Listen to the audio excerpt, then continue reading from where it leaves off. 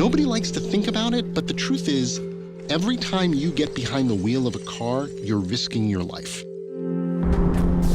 No matter how cautiously you drive, you could end up becoming a statistic, one of the more than 1 million people who die in car-related deaths globally each year. But, you know, you've got a life to live and places to go, so you take that risk again and again. It turns out, however, one automaker is working on a new kind of car, one that could help reduce that risk to zero.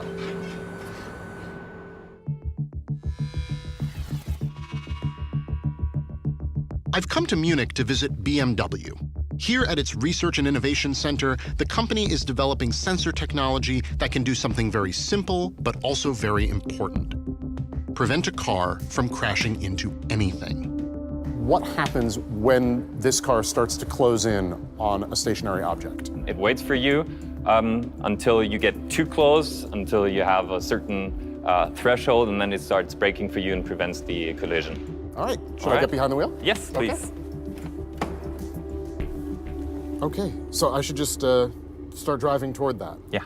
Okay. I'm gonna floor it.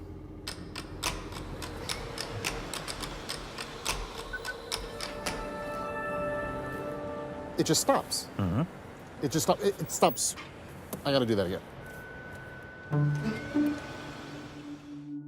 The way the car works is it has really, really precise laser scanners that perceive where the obstacles are and how big they are.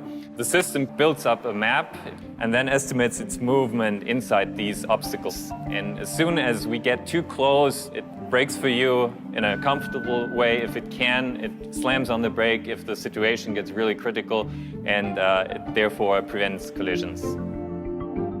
So before we test the car in the real world, we simulate whether the algorithms work the way they were intended to. And as you can see, the car slowed automatically down in the simulation and therefore avoided the collision really, really well.